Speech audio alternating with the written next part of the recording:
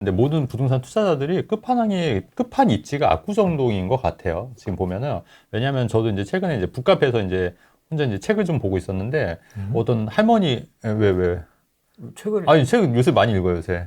책을 요새 좀 생각을 좀 많이 하는 편이긴 한데, 근데 이제 그 책을 보고 있는데, 이제 어떤 아주머니 이제 두 분이서 이제 얘기하는데, 한 분은 이제 딱 이렇게 좀 약간 있어 보이긴 하셔요, 진짜. 한 분은 그냥 진짜 되게 평범해요.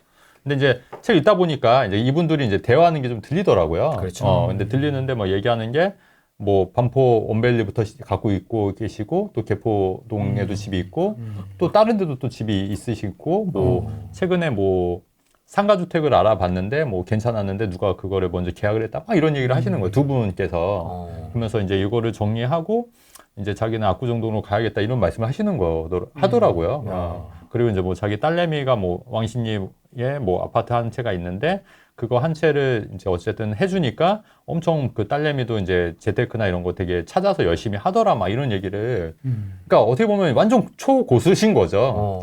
할머니 초고수. 할머니 초고수 분이 둘이 얘기를 하는데 그게 들리는 거예요, 계속. 책 본다 그랬잖아요. 책 보다가. 그러니까 백색소음처럼 들리는 그렇지. 거죠. 눈은 작아지고 귀는 이만해져요. 그렇죠. 근데 그런 계획들이 다 명확하게 있으시고 하나도 틀린 말이 없는 거예요. 그래서 저분들도 결국 이제 압구정동을 이제 가려고 하시는 거구나 이런 생각도 들더라고요. 근데 그분들도 이제 나름 이제 투자를 계속 오랫동안 하셨을 거 아닙니까? 거의 30-40년 동안. 그러니까 이렇게 보면은 숨은 고수들이 굉장히 많다. 숨은 고수들이 굉장히 많고 뭐 이런 분들도 또 계속 또 그 나이가 되셔도 또 이런 거를 계속 고민을 하시더라. 저는 이런 거에 대해서 좀 깜짝 놀랐거든요. 그래서 그런 것도 되게 신기했고, 아까 박 목사님이 말씀하시는 압구정동 얘기하시니까 아마 모든 그 사람들이 가장 최고의 입지는 아마 압구정동이 되지 않을까, 이렇게 좀 생각하고, 맞물려서 저는 또 거기랑 삼성동 있지 않습니까? 그쪽에. 우성 123? 우성 123? 네, 아니, 뭐, 그쪽도 뭐 괜찮고요. 삼성동이 뭐, 그쪽 라인도 뭐, 저는 이제, 이 쌍두 마차로 좀 가지 않을까. 우상쌍? 예. 뭐, 이렇게 압축말을 쓰세요, 압축말을. 줄임말을. 예. 다 그렇게 불러요. 그게 몰라요? 영포티 몰라요? 영포티, 영피프티. 압구정으로 가고 싶은 이유가 있으세요, 뭐 진짜? 개인적인 이유가 있으십니까? 아니, 일반적인 그런 이유십니까? 아니면 예전에 이런 이야기를 들은 적이 있거든요. 팔고 갈 데가 없는 데가 제일 비싼 데다. 근데 그쵸. 개포동에 살면 항상 대치동이 그립잖아. 개포동을 팔고 대치동을 가고 싶어 한단 말이에요. 네. 그러면 가격이 오르면 개포동은 수요가 마이너스 1, 대치동은 플러스 1이 되는 거고. 대치동에 살면 또 옮긴다 그러면 대치동보다 좋은 데로 옮길 거 아니에요. 근데 압구정에 살아 내가? 그럼 더 이상 갈 데가 없는 거지. 그래서 보면 그 잘 사는 동네일수록 매매 거래량보다 임대 거래가 훨씬 많아요. 안 파는 거지. 안 팔아. 팔질 않아. 급한 것도 없어. 왜냐하면 나는 옛날에 너무 오래전에 사가지고 내가 산 가격보다 몇 배가 올랐기 때문에 팔 마음도 없어. 팔 생각도 없고. 그래서 떨어져도 급한 사람이 없기 때문에 파는 매물이 조금 나와. 그래서 떨어져도 조금 떨어지고 올라도 반등도 빨라. 결국에는 파는 사람이 없어야지 가격이 안 떨어지는 거고 파는 사람이 없어야 가격이 오르는 거죠. 그 뭐 이게 반포의 아파트가 비싸네, 40억이 거래가 됐네, 50억이 거래가 됐네, 뭐 이런 얘기 하잖아요. 그 서초구에요. 9월 달에 신고된 거래 건수가 3일 전 기준으로 4건이어서 4건. 거래는 거의 없는데 가격이 계속 신고가, 정고점 위주로 찍잖아요. 점은 계속 찍어놔요. 그렇지. 그러니까 이제 그렇게 많은 수만 세대의 아파트 중에 거래가 딱 4건 된 거야. 등록돼 있는 게. 9월 등록돼 있는 게.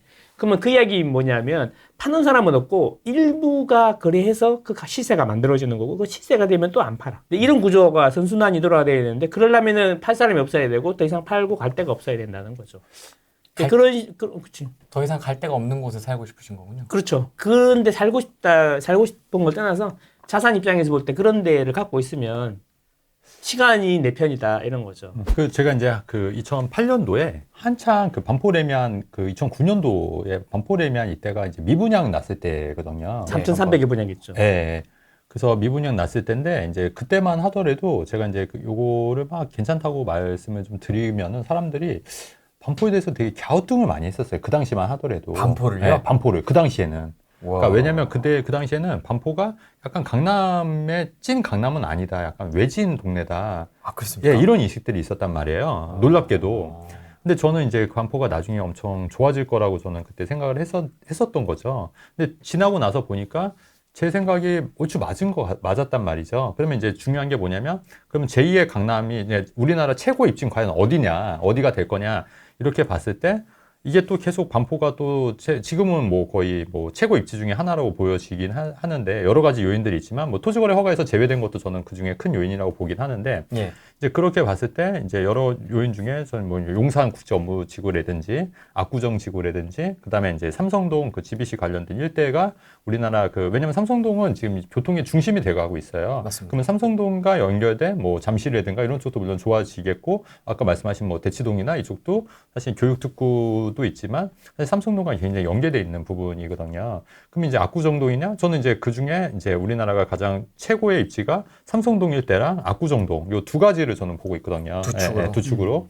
근데 이제 용산 같은 경우에는 예전에 이제 제2의 강남이 될 수도 있다고 생각하지만 아직은 그래도 이 삼성동과 그 압구정동의 아성을 무너뜨리긴 굉장히 힘들다. 그렇다고 하면은 우리나라 최고의 입지는 아까 말씀하신 대로 압구정동과 삼성동과 그 라인 일대가 아마 최고의 입지가 되고 그 다음이 나서 반포. 오히려 반포가 더 그때는 좀 더 늦어질 수 있다고 봐요.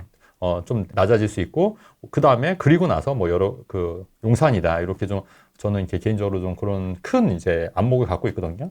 망고스님은 어떠세요? 압구정, 삼성, 용산. 갑자기 나한테 물어봐. 용산, 반포 이 네 가지 축을 본다면. 그러니까 뭐 압구정이 비쌀 거냐, 용산이 네. 비쌀 거냐라고 하면 간단해. 용산 개발했을 때 압구정 사람들이 팔고 갈 거냐 문제인데 안 갈 것 그렇죠. 같다는 안 갈 것 거지. 같은데요? 그렇죠. 당연히 그러니까 용산은 그러니까 안 되는 거지. 그럼 반포 그렇죠. 사람들은 팔고 용산 갈 거냐? 가요. 가요? 갈 거야. 가요? 그러니까 나중에 재건축이 되면 충분히 갈 수 있다고 봐요, 저는.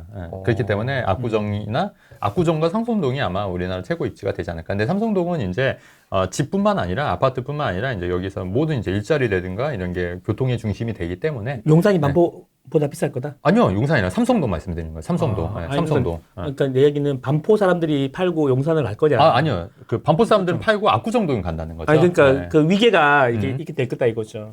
이게 뭐 결국에는 집값을 비싸게 만들려면 그 동네에 사는 사람들이 돈이 많아야 되는 거거든. 네. 그러면 이제 부자들한테 충분히 매력적인 곳이냐 아니냐의 문제인 거죠. 그렇죠. 근데 뉴타운이나 이런 데는 그렇게 보면 되는 거죠. 젊은 분들이 와가지고 거기 와가지고 열심히 살면서 돈 모으고 성장하는 그런 곳이잖아. 그래서 이제 한계라는 게 있지. 이미 성공한 사람들 많이 모인 사람들이 이제 모여 사는 곳 있잖아요. 그런 데는 보면 중대형 위주로 돼 있고 대부분 그 부자들이 많거든요. 그런 데는 올라도 안 팔고 내려도 안 팔아. 팔고 갈 데가 없어. 계속 거기 살아. 그래서 이제 그런 데는 안 빠지는 건데 결국 용산이 만들어지고 나서 용산이 중대형 위주로 만들어져 있고 그 다음에 어차피 주복일 텐데 그런데 이제 그 반포나 대치동에 있는 사람들이 팔고 그걸로 이제 들어갈 거냐 이런 문제가 되는 거죠. 네, 그거는 힘들다고 봐요, 저는. 그치. 그건 힘들고 그분들은 이제 압구정동이나 이제 압구정동 쪽으로 가지 않을까. 삼성동 일대, 삼성동 일대. 위계를 아파트가 물어보시길래. 아니라. 네, 맞아요. 그래서 삼성동, 예, 삼성동, 예. 네. 지금의 좋죠. 삼성동을 생각하면 스타일이 조금 다르긴 하네요. 다르긴 한데 이제 그러니까 삼성동의 그 축으로 그 양쪽에 이제 밑으로 이제 대치동뿐만 아니라 잠실 쪽으로 이렇게 축이 있지 않습니까? 그쪽 라인도 굉장히 좀 좋아질 수 있다. 그러니까 범 삼성동이네. 네, 테헤란로가 중심이었다가 이제 도산대로가 네. 그 이름 뭐야 그거 이름 그쪽 길이 중심이 이동할 거다 이런 얘기 하는 거죠. 맞아요. 예. 그래서 그쪽 라인에서도 이제 재건축 단지들도 굉장히 괜찮아질 거라고 저는 이제 판단을 하는 거죠. 갑자기 재건축 얘기 나와서 목동은 이 섬 같아. 섬. 좋은 그 섬이죠. 서울을 반쪽을 딱 쪼개서 동하고 서로 나누고 다시 반을 쪼개갖고 한강 이남 2부로 나누면 4분면이 되잖아요. 맞습니다. 4분면에 남서쪽에 대장이고 근데 주변이 너무 외로워요. 그 말고는 다 이제 목동을 따라갈 그게 없잖아요. 다 동생들이죠. 그쵸, 이제 뭐 이렇게 군락을 형성해야지 가격이 많이 올라가거든. 맞습니다. 근데 그럼에도 불구하고 지금 뭐 가격 나오는 거 보면은 일단 뭐 30억 이상은 돼야 된다라고 보고 계신 것 같아요.